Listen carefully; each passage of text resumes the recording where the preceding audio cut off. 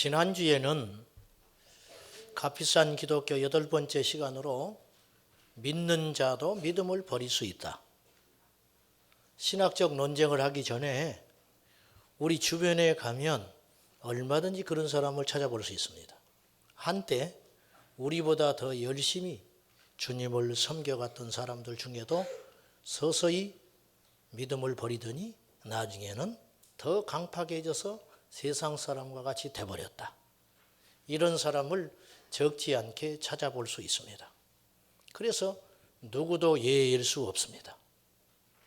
여러분, 우리는 교회를 믿는다든지 사람의 이론을 믿는다든지 나의 신앙의 신념을 믿으면 안 됩니다.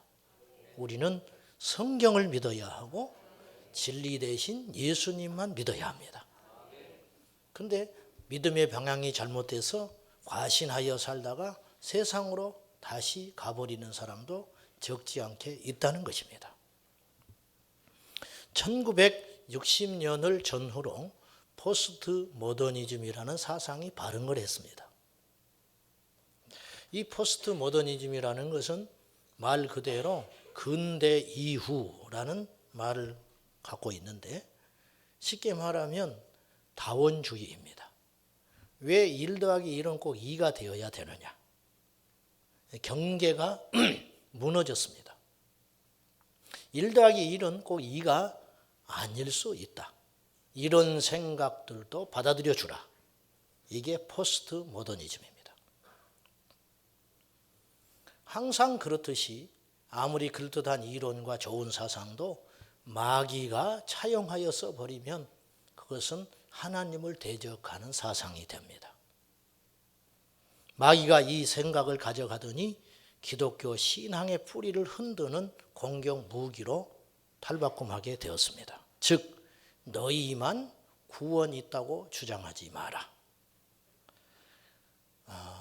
작고한 요한 바오로 2세, 그분은 이제 생전에 이 테러를 당해서 유명해졌어요.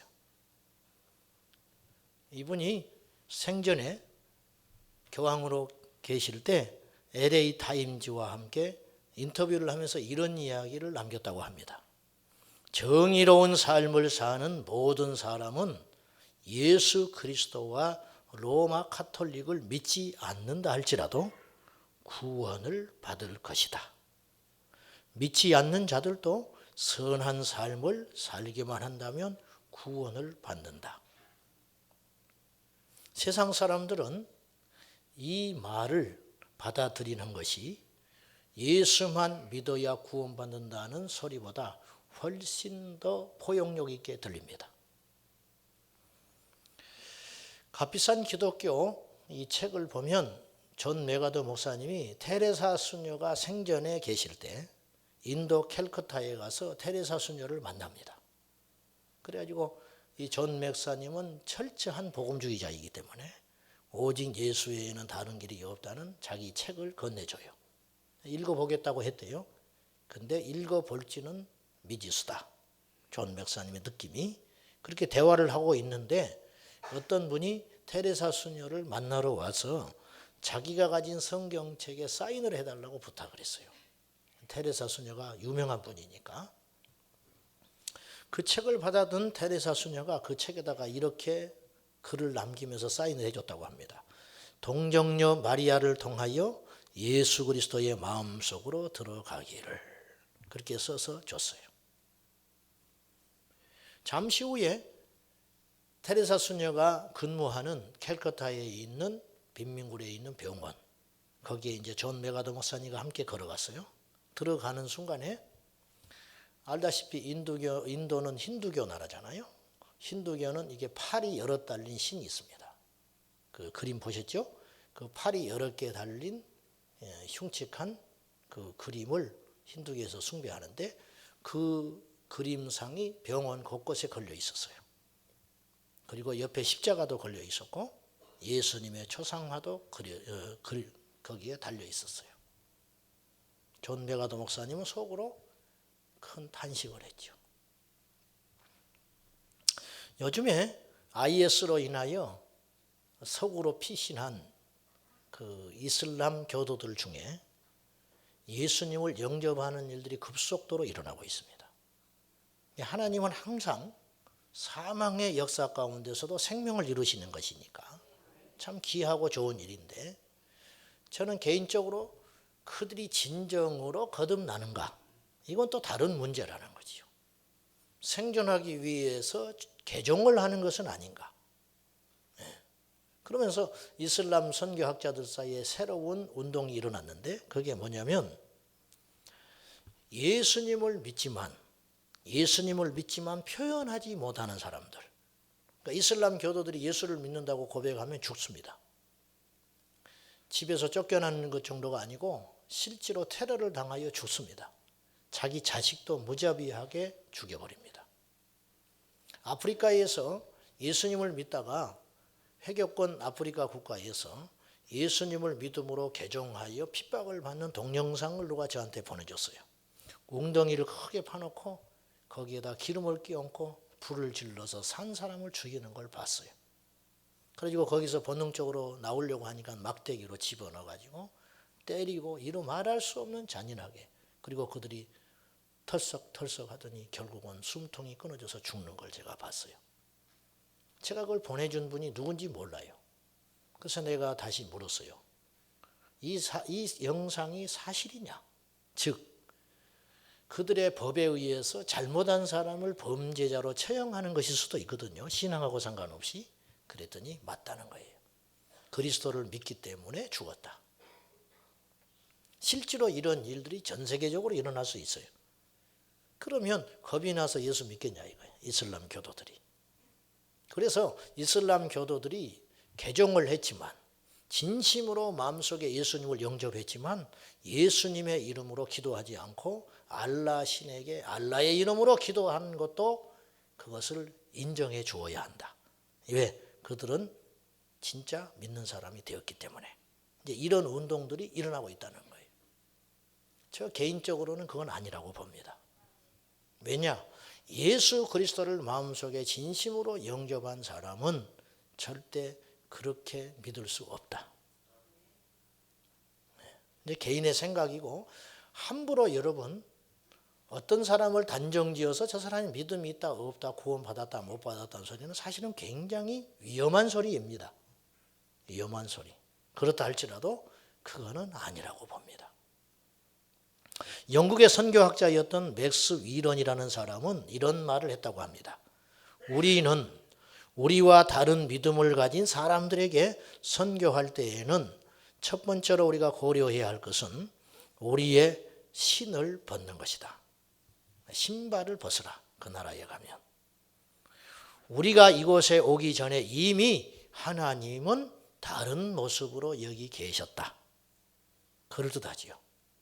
이런 소리를 비슷하게 저희가 신학할 때도 많이 들었어요. 선교학에서. 무슨 말이냐면, 예수라는 복음의 이름은 최초로 이곳에 내가 가지고 왔지만 이미 이 나라에는 다른 이름으로 하나님이 계셨다. 그럴듯하지요. 이게 다원주의입니다. 이거 여러분 무서운 함정입니다. 무서운 함정. 자, 다원주의를 쉽게 표현하면 이런 뜻이에요. 산 정상을 올라가는데 길이 하나만 있지 않다. 이게 포스트 모던이죠. 이쪽으로도 저쪽으로도 가운데도 얼마든지 수십 가지의 길이 있다. 기독교 너희들이 말하는 그 한 길만 고집하지 마라. 이게 다원주의예요. 그럴듯하지요. 그러니까 불교 신자들도 하나님을 믿는다는 거예요. 단지 그들은 누구라고 부를 뿐이에요? 부처라고 부를 뿐이다. 그러므로 그들의 믿음도 인정해 줘야 한다.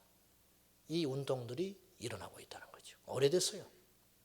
저는 그 종교다원주의 이론을 설명하는 걸 듣고 제가 순간 속으로 이렇게 외쳤어요. 틀렸다, 저건. 이유. 저 정상 꼭대기를 올라가는 길이 수십 가지가 있는데, 그러므로 고집을 부리지 마라 하는데, 다른 길은 정상으로 가는 길이 아니다. 다시 말해서 오직 하나의 길만 정상으로 인도한다. 다른 길을 들어가면 오르지 못하고 중간에서 방황하다가 죽는다. 나는 그렇게 반박할 수 있었어요. 전 세계적으로 급속도로 일어나고 있는 절대 진리에 대한 도전과 공격들. UFO 들어보셨죠? 미확인 비행물체. 여러분, 외계에 생명체가 있다고 생각하십니까? 근데 있다고 믿는 사람들이 많습니다. 피라미드를 그 시대 기술 수준으로 못 만든다는 거예요. 그러니까 피라미드를 외부에 있는 어떤 고도로 발달된 기술을 가진 존재들이 와서 그 기술을 가르쳐주고 갔다. 그럴듯해요. 그리고 화면으로 막 비행 접시 같은 게 보이잖아요. 그 중에 상당수는 조작입니다. 그럼에도 불구하고 인터넷을 여러분 보시면 일주일에 한두 번은 반드시 그런 종류의 이야기들이 올라와요. 외계인과 만났다는 사람, 외계인을 정기적으로 접촉을 했다는 사람, 외계인과 사랑을 했다는 사람도 등장을 해요. 심지어는. 여러분, 어째서 이런 일이 자꾸 보도되는가? 이 세상은, 이 우주 만물 중에 오직 생명은 하나님이 우리를 지으셨는데 외계의 생명체가 있다고 믿어지는 순간 혹은 의문점을 품는 순간 그것은 절대 하나님을 부정하는 결과로 귀결된다는 것이죠. 진화론, 하나님께서 창조하신 창조에 대한 정면 도전이죠.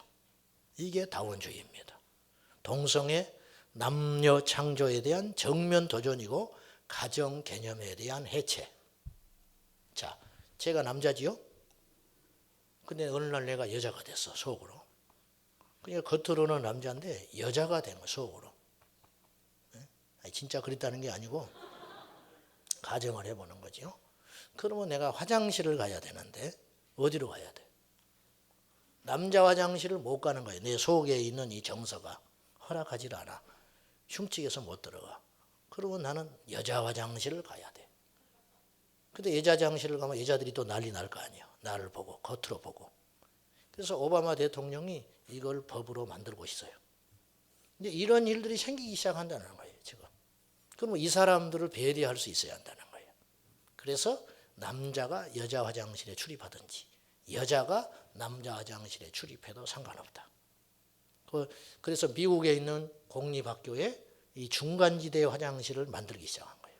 그래서 그림도 신사, 숙녀, 치마 입은 숙녀, 남자 신사 그 그림을 반씩 그리는 거예요. 반쪽은 남자, 반쪽은 여자. 이런 화장실을 이제 만들어 간다는 거죠. 돈도 많아요. 종교 통합. 제 학교 다닐 때, 제 신학할 때 종교 간의 대화라는 말이 유행처럼 솟아났었습니다. 종교 간의 대화하자. 종교 간에.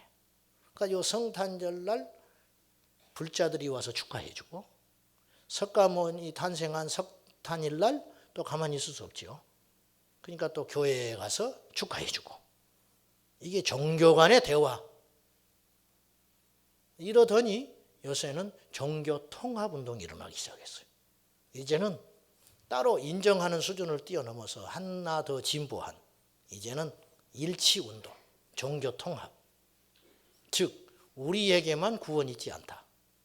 내가 인정받으려면 상대방도 인정할 수 있어야 한다. 그래서 서로 인정하는 수준을 뛰어넘어서 이제는 다른 종교에도 구원이 있다. 예수 그리스도의 피와 돼지 피는 구분되지 않는다. 이렇게 망발을 일삼는 신학교 총장도 있었어요. 여러분 이 시대가 얼마나 다변화되고 무섭게 흘러가는지 우리가 분명히 정신을 차리고 살아가야 합니다. 이제 이 과정을 뛰어넘으면 제 개인적으로는 이제는 대화, 그 다음에 통합, 이제는 나중에 하나다. 그래서 웃지 못할 일이 벌어질 수 있어요. 이제는 여기에 승려가 와서 설교를 하고 나는 사찰에 가서 설법을 하는 날이 몇십 년 안에 일어날지 몰라요.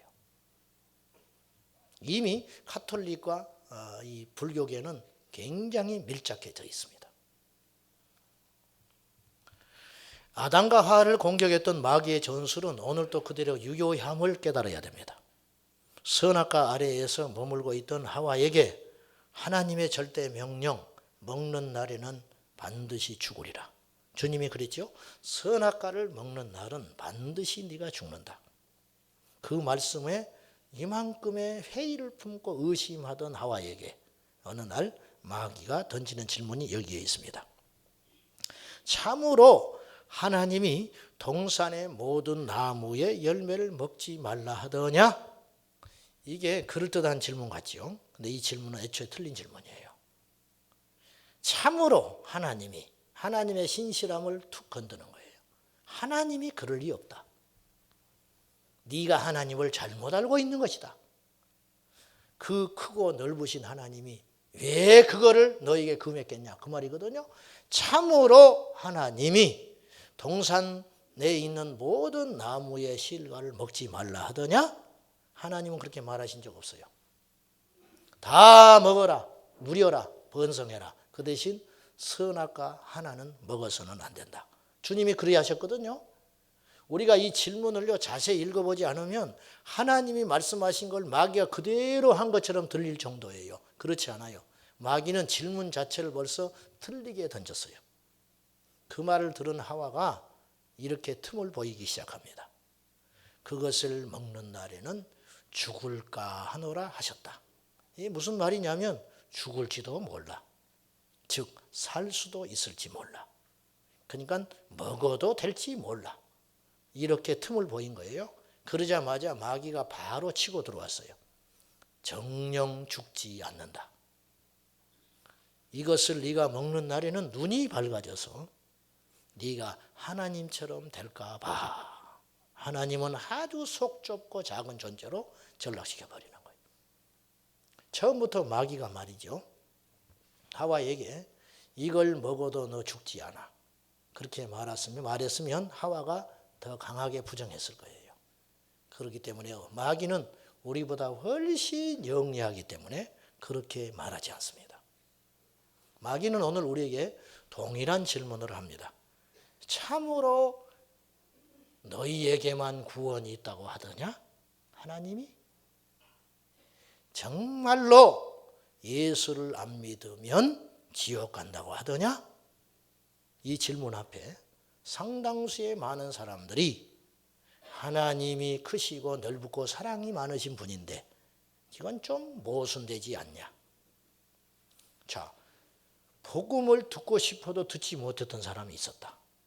예전에 조선시대에. 그러면 그들은 구원해 줘야 되는 거 아닌가? 이런 의문점을 갖고 있는 사람들에게 사탄은 강하게 질문을 던지는 거예요. 하나님이 그럴 리 없다. 하나님이 그럴 리 없다. 정말 예수님만 구원이 있다더냐?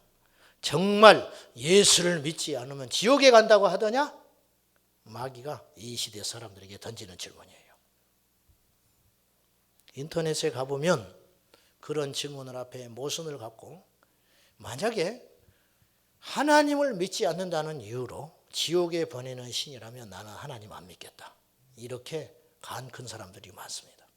그런 사람들이 댓글을 쫙 올려요. 그럼 그것이 훨씬 그럴듯해 보여요. 보십시오.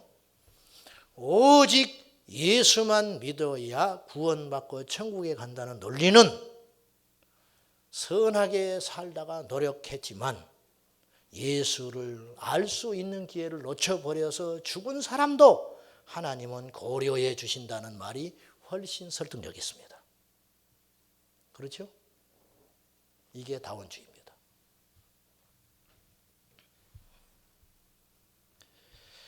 예수 외에 다른 구원의 길이 있다고 야금야금 우리의 생각과 마음을 파고드는 이 생각들, 이것이 사탄적입니다. 오늘 우리가 읽었던 이 본문 사도행전 4장 12절 시작. 다른 이로서는 구원을 받을 수 없나니 천하 사람 중에 구원을 받을 만한 다른 이름을 우리에게 주신 일이 없음이라 하였더라. 하나님은 우리에게 분명히 이야기하고 있어요. 선악과를 먹는 날에는 죽는다. 근데 우리는 자꾸만 의심을 품는 거예요. 먹어도 될 수 있을지 몰라. 오직 예수 외에는 길이 없다.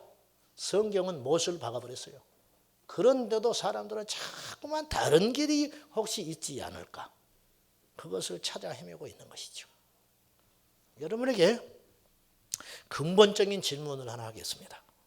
복음이 무엇입니까? 복음. 복음이 무엇이에요? 다 몰라도 이건 알아야 돼요. 다 몰라도 돼요. 교회 와서 어찌 우리가 다 알겠어요. 그러나 이것만큼은 분명해야 돼요. 복음이 무엇인가? 복음. 오늘날 현대 교회 안에 제대로 된 복음은 있는가? 제가 오늘 값비싼 기독교 9번째 이 말씀을 준비하면서 제목을 제일 나중에 고민을 하다가 정했어요. 복음을 버린 교회. 상당히 교만한 제목이에요. 그래서 내가 다른 제목을 많이 몸부림을 쳤는데 하나님이 이걸 딱 마음에 주시고는 다른 생각을 안 줘요. 복음을 버린 교회. 이 도전적인 질문. 우리가 복음을 가졌다는 뜻이 꼭 아닙니다. 오만하게 듣지 마십시오. 오늘 이 시대에 복음을 버린 교회가 분명히 있다. 자, 복음이란 무엇이냐? 복음이란 로마서 1장 16절 보면 복음에 대한 명쾌한 정의가 나와 있습니다. 사도 바울이 말하기를 나는 복음을 부끄러워하지 않는다. 복음이 무엇이길래 도대체? 이 복음은 모든 믿는 자에게 구원을 주시는 하나님의 능력이 됨이라. 복음이란 무엇이냐? 믿는 자에게 구원을 주시는 하나님의 능력. 이것이 복음이에요. 더 쉽게 표현하지요.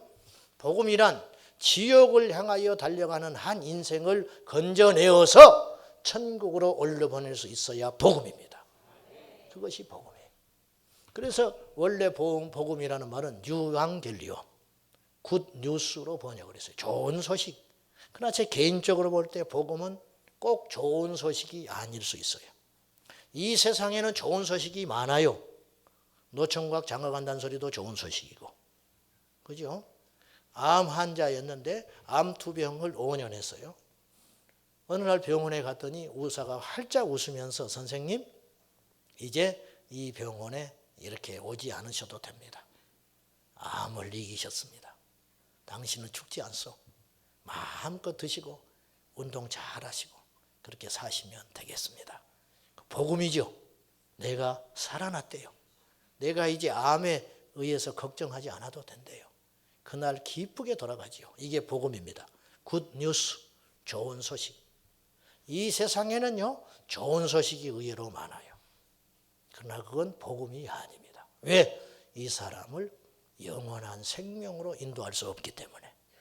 그래서 사실은 굿 뉴스라고 하면 안 되고 트루 뉴스라고 해야 돼요.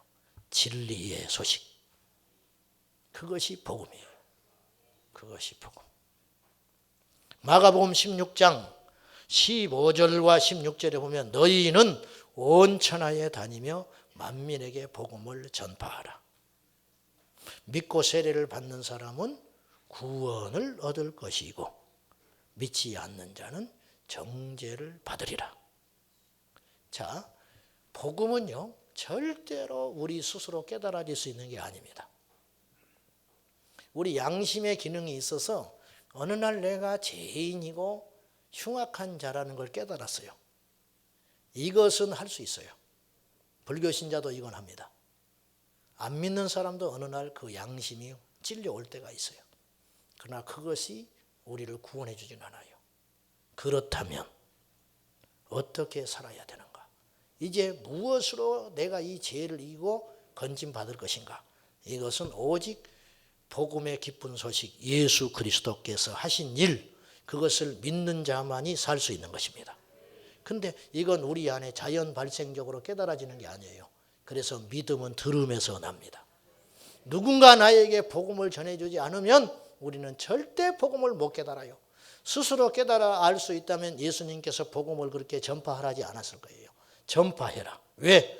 어찌 전해주는 자가 없이 알 수 있겠느냐? 성경은 그렇게 이야기하고 있거든요. 전하지 않으면 사람들은 절대 몰라요. 반드시 알려야 하고 들어야 할 소식이 있다면 바로 우리의 구원자는 예수 그리스도다. 이게 복음의 능력인 것입니다.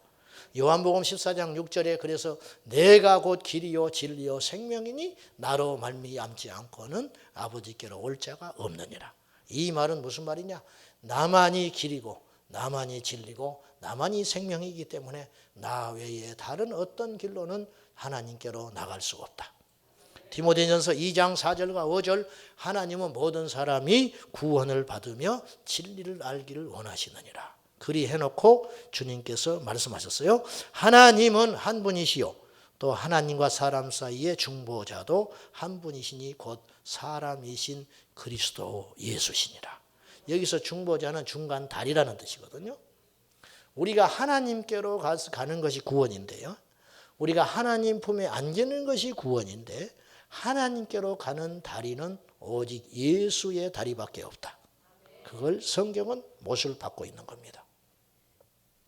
그래서 복음을 듣는 자세는 여러분 강단의 수준은 청중이 결정해요. 강단의 수준은 청중이 결정한다고. 청중들이 복음을 거부하면 강단은 복음이 외쳐지지 않아요. 자, 그래서 복음을 듣는 자세는 어떠해야 하냐면 아무리 옳은 소리를 하고 납득이 되고 사람들이 많이 동조를 해도 예수가 빠진 사상, 예수가 빠진 철학, 예수가 빠진 신학, 예수가 빠진 설교는 복음일 수 없습니다. 아무리 어렵고 불쾌하고 납득이 되지 않고 현실적이지 않고 내가 지금까지 알고 있던 모든 생각들을 뒤집어 놓는 소리를 할지라도 그것이 복음이라면 여러분은 들어야 하고 여러분은 버텨야 하고 여러분은 받아들여야 하고 회개해야 하는 것입니다. 스데반은 복음을 전했을 때 돌이 날아왔습니다. 베드로는 복음을 전했을 때 회개하는 역사가 있었습니다. 그러면 베드로가 전한 복음이 더 강력해서 그런가? 여러분이 집에 가셔서 사도행전을 읽어보면 베드로의 설교와 스데반의 설교가 나오는데 동일하게 예수 그리스도가 그 중심에 있습니다. 예수를 던졌을 때 세상 사람들은 배견하지를 못했어요. 어떤 사람은 회개하고. 교회 안에 아무런 일이 일어나지 않고 있다면 그건 가짜입니다. 여러분이 교회를 10년을 다녔는데 아무런 일도 일어나지 않고 있다면 둘 중에 하나. 여러분은 강팍한 자이든지 아니면 그 강단에 전해지는 소리가 복음이 아니었기 때문입니다. 반드시 복음이 전해지는 현장은 두 가지의 사건이 일어나야 됩니다. 떠나든지 남든지. 그러나 남는 자는 예전의 방식으로 살기를 거부하는 사람들이 남는 것이에요. 예수님을 만났던 사람들은 동일하게 둘 중에 하나의 역사가 일어났어요. 하나는 예수 그리스도를 따르며 자기 전생애를 거는 사람들.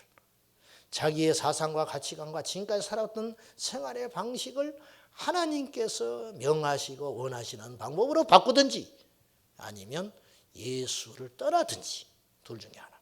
그럴 때 떠나는 자들을 주님은 잡지 않았어요. 주님은. 값비싼 기독교에 보면은 존 메가더 목사님이 구도자 예배로 유명한 목사님과 만나서 대화하는 장면이 나와요. 이 구도자 예배라는 것은 우리나라에 약 20여 년 전에 들어온 새신자 예배입니다. 열린 예배라고 들어보셨죠? 새신자를 위한 맞춤식 예배. 의자도 바꿔라. 요새 누가 이런 의자 안 나?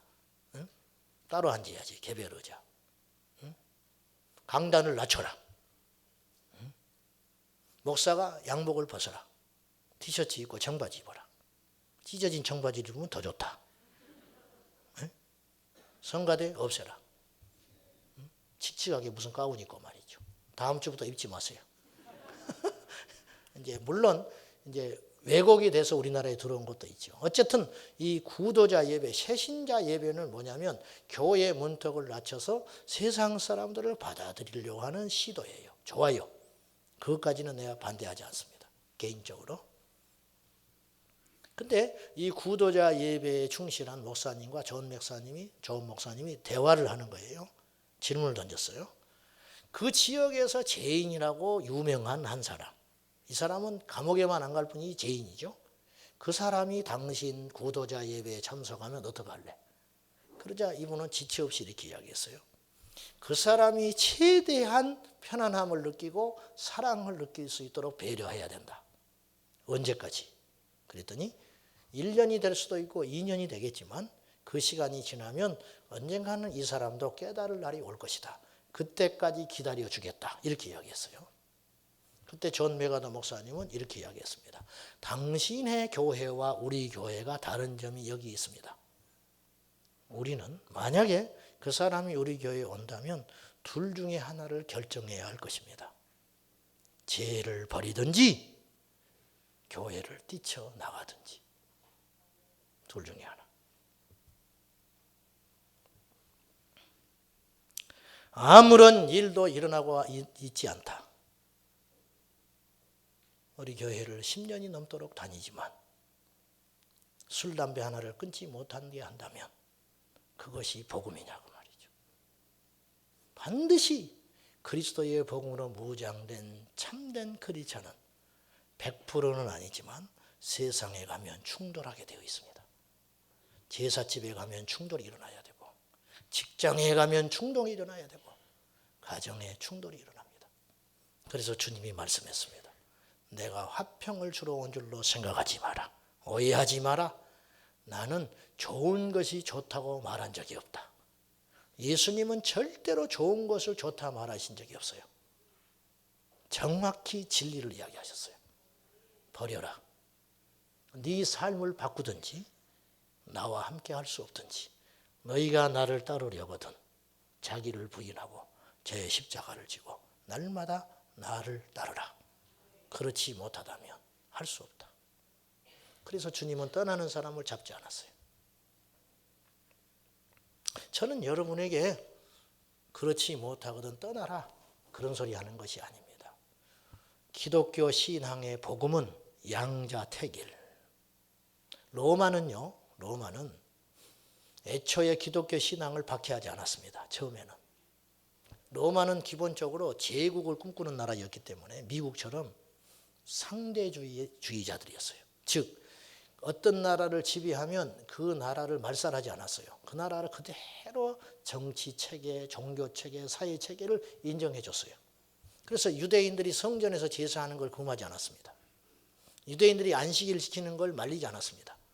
유대인들이 그들의 절기를 지켰잖아요. 유월절도 지키고 오순절도 지키고 그거 절대로 핍박하지 않았어요. 단지 너희가 믿는 신을 그대로 믿어라. 그리고 우리의 신 가이사에게도 경배해라. 그래서 유대교하고는 잘 지냈어요.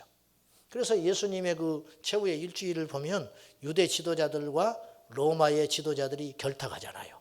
가까이 지냈다니까요. 애초에 사도 예수께서 부활 승천하시고 나서 탄생한 초대교회는 로마가 핍박할 생각이 없었어요. 근데 걸리기 시작했어요. 충돌이 일어나기 시작했어요. 뭐냐? 가이사를 믿어라. 너희가 신으로 인정하는 예수를 우리도 인정할 테니까 가이사도 믿어라. 그러자 초대교회는 거절했습니다. 우리는 예수 외에는 신이 없다고 믿는다. 예수 외에는 길이 없다. 그래서 충돌나기 시작한 거예요. 그래서 잡아들여 죽이기 시작한 겁니다. 현대 교회의 안에 침투한 짝퉁 복음, 가짜 복음, 복음으로 위장된 율법, 복음으로 위장된 세상의 철학, 복음으로 위장된 오만한 신학 사상들을 분별할 수 있어야 합니다. 이슬람, 불교보다 더 위험한 세력은 그래서 가톨릭이고 가톨릭보다 더 위험한 적은 이단이고 이단보다 더 무서운 적이 있는데 교회 안에 가짜 복음을 전하고 있는 선지자들이 이단보다 더 무섭습니다. 그보다 더 무서운 존재들이 있는데 믿음의 연륜과 경륜을 자랑하는 현대판 바리새파들, 종교형에 미혹되어 거듭나지 못한 채 여전히 자기의 고집과 아집으로 믿고 있는 목사, 교사, 중직자, 이들이 더 가련하고 위험한 존재들입니다.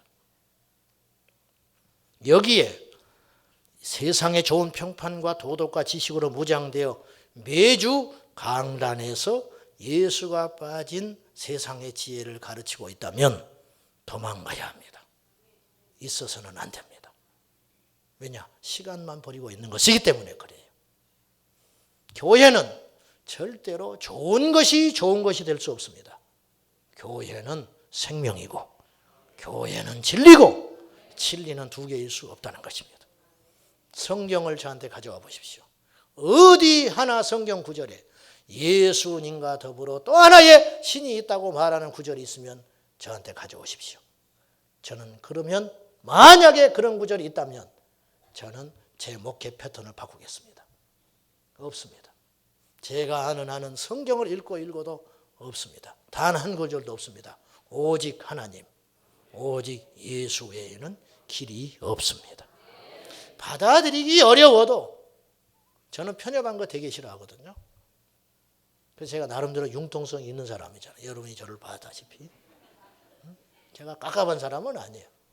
모르겠어요. 이것도 내 자칭 그렇게 생각할지 모르는데 저는 뭐 뒤집어도 좋고 이렇게 해도 좋아요. 뭐 상관없어요. 그러나 절대 하나는 양보할 수 없습니다. 그리스도 예수 외에는 길 없습니다. 길 없어요. 가짜를 여러분 비싼 가짜일수록 진짜 같아요. 짝퉁 가방 여러분이 들고 다니시는데 짝퉁 가방도 A, B, C급이 있다고. C급은 딱 갖고 나가면 딱 벌써 표가 나요. 그러니까 길거리 못 갖고 나가. 싼 짝퉁은 못 갖고 가. 근데 A급 짝퉁이 있어요. 얼마 전에 밥을 먹으러 갔다가 텔레비전을 보니까 텔레비전에 직업을 가진 분 중에 명품을 수리하는 분이 우리나라 1인자더만요. 그분이 이렇게 말하는데 실도 다르대요. 진짜는. 그만 20년씩 갖고 다니면 이게 닳고 손잡이 있는 데가 낡아지잖아요. 그럼 이걸 수리해 주는 거야. 그러면 실을 빼가지고 그대로 빼서 그 실로 다시 키워줘요. 실도 진짜하고 가짜는 다르다는 거예요. 근데 간혹 가다가 가짜인데 진짜로 믿고 갖다 맡기는 사람이 있다는 거예요. 그러니까 자기 남편이 갖다 사다 줬다는 거예요. 근데 그게 가짜야.